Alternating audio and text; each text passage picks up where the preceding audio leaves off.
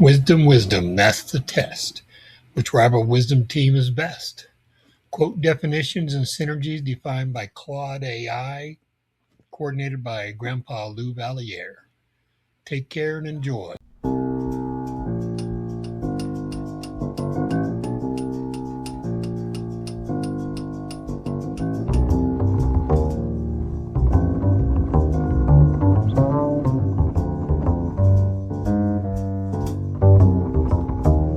Team 51. Live honestly. Quote definitions, biographical context and synergy analysis to replace hate with motivational education to guidealife.com. Quote 51.1. What kills a skunk is the publicity it gives itself. Abraham Lincoln 1809 to 1865. Quote definition. The skunk's most damaging quality is not its smell but its behavior. It announces its presence, draws attention to itself, and thereby ensures that everyone within range experiences what quiet would have spared them. The noxious thing that promotes itself widely achieves the opposite of what promotion is meant to accomplish. It multiplies enemies rather than admirers. Self-publicity of the wrong kind is self-destruction. Application. Honest living includes the honest assessment of when to speak and when to let quiet do the work. The mission that announces every limitation, amplifies every opponent's charge, and publicly highlights every internal conflict is the skunk giving itself publicity. Honesty does not require announcing everything. It requires that what is announced is true and that what is concealed is not a deception but a discretion. Abraham Lincoln appears in Team 43 as well, where his two faces just anchored the transparency layer. Born in 1809 in Hardin County, Kentucky, Lincoln's gift for the compressed comic observation that delivered genuine wisdom through the laugh was one of his most effective political and personal tools. His skunk observation is characteristic. The apparent joke about an animal's self-defeating behavior is simultaneously an observation about human self-promotion, political grandstanding, and the general principle that the thing drawing excessive attention to itself tends to drive away what it was trying to attract. He had watched enough political careers destroyed by exactly the dynamic he named to compress it into an image that stuck. This quote specifically encourages individuals to 1. Apply the skunk test honestly.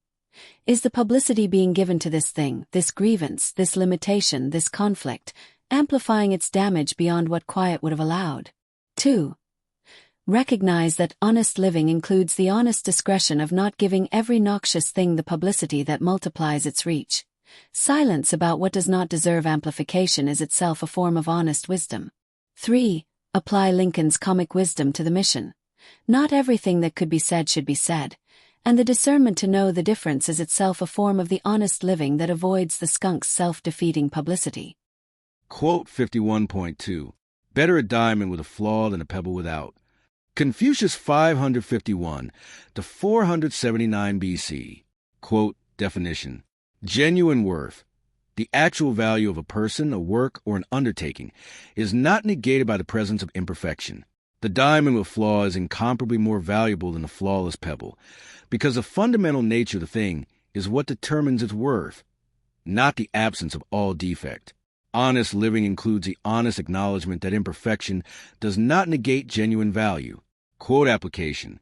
The mission of making America wiser and kinder is a diamond with flaws, imperfect in execution, incomplete in reach, inconsistent in its most ambitious aspirations. But it is genuinely a diamond. Its fundamental nature, its genuine commitment to human dignity and wisdom, makes it incomparably more valuable than a flawless operation organized around something that doesn't matter. Acknowledge the flaws honestly. Claim the diamond honestly, too. Confucius appears in Team 7, 34, 37, 38, 42, and 50 across these 52 teams. His presence in nearly every cluster of frameworks confirms the extraordinary range of his wisdom. Here, in Team 51's Honest Living Framework, his most directly self-compassionate observation takes the stage. Born in 551 BC in the state of Lu, the man who spent decades teaching and attempting to implement ethical governance, who failed repeatedly to secure the political positions he sought, who watched most of his most cherished reforms go unimplemented during his lifetime. He was emphatically a diamond with flaws who understood that the flaws did not negate the diamond. His teaching career, his student relationships, and the Analect's record of his self-examination reveal a man who applied exactly this standard to himself, acknowledging imperfection, claiming genuine worth, refusing to confuse the two. This quote specifically encourages individuals to 1. Apply the diamond and pebble distinction honestly to self-assessment. Acknowledge genuine flaws without using them to deny genuine worth, and claim genuine worth without using it to deny genuine flaws. 2. Extend this honest compassion to the people the mission serves. Every person is a diamond with flaws, and the mission's work is to help them see and develop the diamond without pretending the flaws don't exist. 3. Use Confucius's ranking as a standing answer to perfectionism. The flawed diamond is better than the flawless pebble, which means the imperfect genuine contribution is always worth more than the perfect non-contribution that flawlessness requires. Quote 51.3. That which is everybody's business is nobody's business. Isaac Walton, 1593–1683. Quote definition. When responsibility is diffused across everyone, it effectively belongs to no one. The shared ownership of a task or obligation produces the collective assumption that someone else will handle it, which typically means no one does. Genuine accountability requires specific ownership. This is my responsibility, not everybody's, which means nobody's unless I claim it. Quote application. Honest living requires the honest claiming of specific personal responsibility rather than the comfortable diffusion of it into collective ownership that no one actually exercises. The mission that says, making America wiser and kinder is everyone's responsibility, without specific people claiming specific pieces of that responsibility as genuinely theirs, has said what amounts to nobody's business. Claim specific responsibility, do specific work, live the honesty of owned obligation. Isaac Walton appears in Teams 41 and 45 as well, where his observations about good company and the wisdom of laying aside business anchored those frameworks. Born in 1593 in Stafford and living to 90, Walton's long life gave him extensive observation of how collective responsibility operated, or failed to, in the civic, religious, and literary communities he inhabited. His observation that everybody's business is nobody's business appears in The Complete Angler and reflects the practical wisdom of a man who had watched enough shared obligations go unfulfilled to understand that the sharing was often the mechanism of the failure. His own biography is the illustration of the alternative. He claimed specific responsibilities, the biographies he wrote, the friendships he maintained, the fishing he practiced, as specifically his own, and they were done. This quote specifically encourages individuals to 1. Claim specific responsibility, this particular task, this particular relationship, this particular commitment, rather than diffusing accountability into the collective ownership that ensures no one actually owns it. 2. Apply Walton's business principle to the mission's operations. Every piece of wisdom work, every community relationship, every commitment should have a specific owner who claims it as their business rather than everyone's and therefore nobody's. 3. Recognize that honest living includes the honesty of claimed obligation, saying this is my business, I will do it, rather than the comfortable diffusion that allows important work to remain permanently in the category of what needs to be done. Quote 51.4. A sympathetic friend can be quite as dear as a brother. Homer C., 8th century BC. Quote definition. The bond of genuine sympathy, the friend who understands, who cares, who enters imaginatively and emotionally into the other's experience, can equal or exceed the bond of blood kinship in its depth and its importance to genuine flourishing. Chosen connection, formed through genuine sympathy, is not a lesser form of human bond than biological connection, but its genuine equal, and sometimes its superior. Quote application. The community the mission builds is exactly this. The chosen connections formed through genuine sympathy, the shared concern for human dignity and wisdom's power, that can be as dear as blood brotherhood. Honest living includes honestly valuing what is genuinely valuable, and the sympathetic friend whose genuine understanding enriches the journey is not a lesser connection than kinship, but its equivalent and often its complement. Homer is traditionally dated to the 8th century BC, though some scholars date him earlier or dispute whether a single Homer existed at all. He is the attributed author of the Iliad and the Odyssey, the two foundational epics of Western literature, which were composed in an oral tradition before being written down, probably in the 8th or 7th century BC. The observation about sympathetic friendship appears in the Odyssey, where the bonds formed through shared experience and genuine mutual care are consistently presented as equal in depth to the bonds of blood. This quote specifically encourages individuals to 1. Value chosen bonds of genuine sympathy as fully as the inherited bonds of blood, recognizing that what is genuinely dear is dear regardless of whether it was chosen or given. 2. Apply Homer's equivalence to the mission's community. The sympathetic friend formed through genuine shared commitment to human dignity is as genuinely valuable as any kinship bond, and the community built on that sympathy is genuine family. 3. Extend genuine sympathy, the honest, imaginative, emotionally real entering into another's experience, as the foundation of the connections that honest living builds with those it genuinely values. Quote 51.5. I would rather make my name than inherit it. William Makepeace Thackeray 1811–1863. Quote definition. The name made through genuine effort, genuine achievement, and genuine character is more authentically one's own than the name inherited through the accident of birth, because the made name is a genuine expression of what the person actually is, while the inherited name belongs to what the family was. Honest living aspires to be genuinely oneself rather than merely the continuation of what one was given. Quote application. The mission of making America wiser and kinder is making its name through exactly the genuine effort and genuine achievement that Thackeray values, not trading on a prestigious institutional inheritance but building the reputation that genuine work earns. And every person the mission serves who makes their own name through genuine wisdom development is doing what Thackeray most valued, becoming genuinely themselves rather than merely inheriting an identity assigned by circumstance. William Makepeace Thackeray was born in 1811 in Calcutta, India, the son of a British colonial administrator who died when Thackeray was 4. He was educated at Charterhouse and Trinity College, Cambridge, which he left without a degree, squandered an inheritance gambling and in failed business ventures, taught himself to draw, and eventually found his voice as a novelist and satirist. His Vanity Fair 1848 is among the greatest English novels, a sweeping satirical panorama of a society organized around the very getting and spending of inherited reputation that his observation rejects. He had watched enough people coast on inherited name and status, and enough people build genuine reputations through genuine work, to form a clear preference for the latter. He made his own name entirely, and it was one of the most celebrated of his era. This quote specifically encourages individuals to 1. Invest in making the name through genuine effort and genuine achievement rather than trading on inherited status, institutional affiliation, or someone else's reputation. 2. Apply this to the mission's credibility building. The reputation earned through genuine wisdom work and genuine community service is more authentically the mission's own, and more durable, than any borrowed prestige. 3. Use Thackeray's preference as the standing aspiration for everyone the mission serves.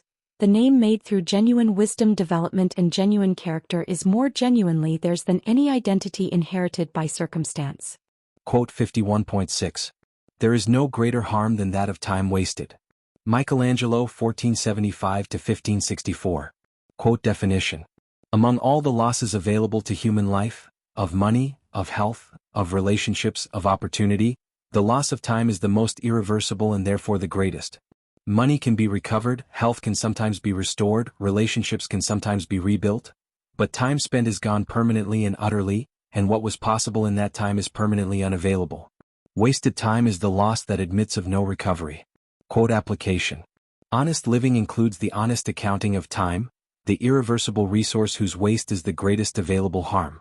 The mission's work is urgent exactly because the time available for genuine wisdom education, for reaching people before hatred has fully formed, for making communities genuinely kinder, is genuinely limited and genuinely irreplaceable. Michelangelo's standard is the urgency principle.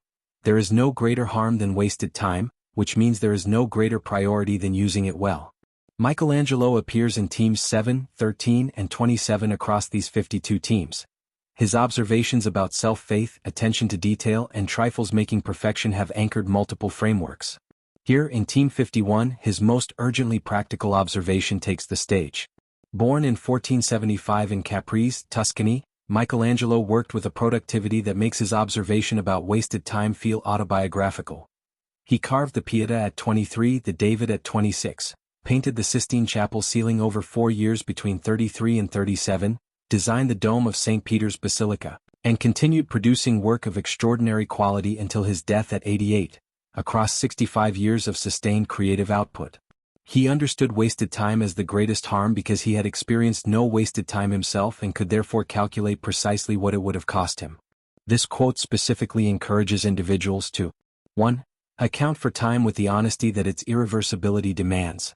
Not the guilty accounting of a perfectionist but the clear-eyed recognition that wasted time is the loss that admits of no recovery.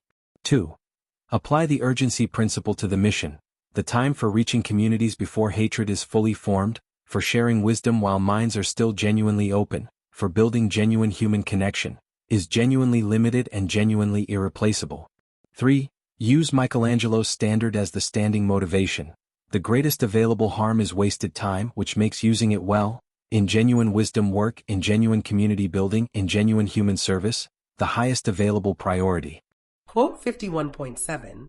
Every dog is a lion at home. Henry George Bones, 1796 to 1884. Quote definition. The courage, confidence, and apparent power that a creature displays in its familiar territory, where it knows every corner, commands the space, and faces no genuine challenge, is not a reliable indicator of the courage, confidence, or power it will display in unfamiliar territory, where genuine challenge actually exists. The home lion is often the away kitten. Context inflates apparent courage. Genuine courage travels. Quote application. Honest living requires the honest assessment of where the courage being expressed is genuine and where it is contextually inflated. The confident claim of wisdom, dignity, and human kindness in the comfort of the familiar community does not automatically extend to the genuinely challenging encounter across difference that honest living demands. Ask whether the lion at home is also a lion away from home, because genuine character is the kind that travels. Henry George Bone appears in Team 44 as well, where his observation about friendship ceasing revealing it was never genuine anchored the friendship layer. Born in 1796 in London, the son of a bookseller of German origin, Bone built one of the most influential Victorian publishing enterprises and was a careful compiler of wisdom across centuries. His dictionary of quotations, from which this observation comes, reflects decades of attention to how human behavior actually operates rather than how it presents itself in favorable conditions. His dog-lion observation is characteristic of the collection. The compression of a universal truth about the gap between contextually inflated performance and genuine underlying capacity into a single vivid image that anyone who has watched a small dog at home and away will immediately recognize. This quote specifically encourages individuals to 1. Test claimed courage, wisdom, and commitment in the unfamiliar territory that genuine character actually requires, because the home lion performance is not evidence of what the person actually is when the context no longer inflates the apparent courage. 2. Apply this to the mission's community engagement. The commitment to human dignity that is easy to perform among the already converted is not the same as the commitment that holds in the genuinely challenging encounter with those who do not share it. 3. Cultivate the genuine character that travels, the lion that remains a lion away from home, rather than the contextually inflated performance that genuine challenge will expose as the home dog it actually was. Quote 51.8. Vices are sometimes only virtues carried to excess. Charles Dickens, 1812 to 1870. Quote definition. Many of the qualities that become vices, excessive pride, excessive caution, excessive generosity, even, are not alien to virtue, but are virtues stretched beyond its productive range. The virtue that works well in moderate expression becomes a vice when carried to the excess that transforms its quality into something damaging. The vice is often virtue's shadow rather than its opposite, which means addressing it requires understanding what genuine virtue it is the excess of. Quote application. Honest living includes the honest understanding that many failures, including the failures of people the mission tries to reach, are not straightforward malice, but virtues carried to excess. Loyalty to community carried to tribal exclusion, care for in-group carried to contempt for out-group, desire for safety carried to scapegoating of difference. Understanding the virtue beneath the vice is the beginning of the compassionate engagement that might reach what simple condemnation cannot. Charles Dickens was born in 1812 in Portsmouth, Hampshire, the son of a naval clerk who was imprisoned for debt when Dickens was 12, an experience that shaped his lifelong concern for the poor and his detailed understanding of suffering's social origins. He worked in a blacking warehouse as a child, educated himself, became a parliamentary reporter, and produced the body of fiction, Oliver Twist, A Tale of Two Cities, Great Expectations, David Copperfield, Bleak House, that made him the most celebrated English novelist of the 19th century.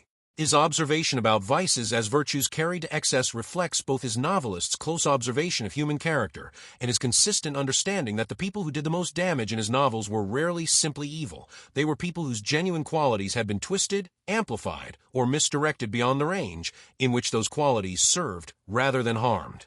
He understood vice from the inside of its human complexity.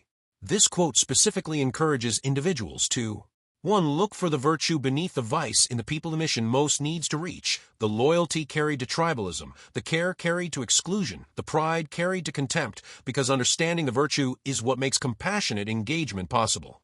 2. Apply this to the mission's own potential excesses. What virtues of the mission, commitment, passion, directness, might be carried to the excess that makes them damaging? Honest living includes honest self-scrutiny on exactly this question. 3. Use Dickens's humanizing lens as the standing orientation toward those the mission addresses, not the condemnation that sees only vice, but the understanding that sees the virtue beneath it, which is where genuine engagement with genuine people begins. How They Work Together as a Unified Philosophy to Replace Hate with Motivational Education to Guide a Life.com. The Live Honestly Framework. Honesty about expression. Skunk's Publicity and Diamond's Worth, quotes 1-2. Lincoln. Establish the honest discretion that genuine honest living requires. Not everything that could be said should be announced, making the wisdom of knowing when publicity helps and when it harms part of genuine honesty. Confucius. Provide the honest self-assessment that genuine honest living produces. The diamond with a flaw is better than the flawless pebble, making the acknowledgment of imperfection compatible with the claim of genuine worth. Together, the discretion and the honest self-worth of genuine honest living. Lincoln's skunk principle ensures that honesty is not confused with indiscriminate announcement. There is wisdom in knowing what to publicize and what to leave quiet. Confucius's diamond and pebble ensures that honest acknowledgement of imperfection does not collapse into the denial of genuine worth. Both the flaw and the diamond are honestly claimed, and neither negates the other. Honesty about responsibility. Owned business and sympathetic bond, quotes 3-4. Walton. Demand the honest claiming of specific personal responsibility. What is everybody's business becomes nobody's, ensuring that genuine accountability requires the specific ownership that diffusion prevents. Homer. Affirm the genuine equal worth of chosen sympathetic connection. The sympathetic friend is dear as a brother, ensuring that honest living values what is genuinely valuable regardless of whether it was inherited or chosen. Together, the accountability and the honest valuing of genuine honest living. Walton's claimed responsibility ensures that honest living means claiming what is specifically yours to do rather than diffusing it into the comfortable collective that no one actually owns. Homer's sympathetic friend ensures that honest living values what is genuinely dear, chosen bonds of real sympathy, as fully as what inherited circumstance provides. Claim specifically, value genuinely. Honesty about achievement. Made name and no wasted time, quotes 5-6. Thackeray. Establish the honest preference for made over inherited reputation. The name earned through genuine achievement is more authentically one's own, making genuine effort the honest path to genuine standing. Michelangelo. Apply the urgency of honest time accounting. Wasted time is the greatest harm, making the irreversibility of times lost the standing motivation for using it in genuine honest work. Together, the authentic achievement and the urgent honest living that making the name requires. Thackeray's made name preference ensures that the achievement is genuinely one's own, built through genuine effort rather than inherited or borrowed. Michelangelo's wasted time harm provides the urgency. The time in which the name can be made is genuinely limited and irreplaceable, which means the honest living that makes it must be done without the delay that waste produces. Honesty about character. Context-tested courage and virtues carried to excess. Quote 7-8. Bone. Apply the honest test of genuine character. The lion at home may be the dog away, ensuring that the courage, wisdom, and commitment claimed in comfortable contexts is tested in the genuinely challenging ones where honest character is revealed. Dickens closed the framework with the humanizing honesty of understanding vice. Vices are sometimes virtues carried to excess, making the compassionate understanding of what drives people the foundation of the honest engagement that simple condemnation prevents. Together, the honest testing and the humanizing understanding of genuine honest living. Bond's lion-at-home test ensures that honest self-assessment includes the genuinely challenging context, not just the comfortable performance of character but its honest expression under pressure. Dickens's virtue to excess insight ensures that the honest understanding of others includes the compassionate recognition that most vice is not alien malice but familiar virtue pushed too far, which is the beginning of the genuine engagement that makes change possible. Free Easy Extra Advantage Math, Spelling and Reading Workbooks you can download for free at stop2think.com or buy at educationstopshate.com. Free Easy Math Wisdom Workbooks with octo repetition to grow math self-confidence. You'll get plenty of repetitive practice of age ranges and averages of our 52 teams of 8 quote authors. Free Easy Alpha Cipher-coded puzzles teach letters, numbers, and phrases using antique wisdoms that encourage and educate. Can you decode this cipher quote of encouragement using either our learning to spell or just for fun instructions? And since time is money, practice reading faster with 52 teams of antique rival wisdoms that have passed the test of time to encourage, educate, and entertain generations for centuries. We offer printed versions and timed videos with background music.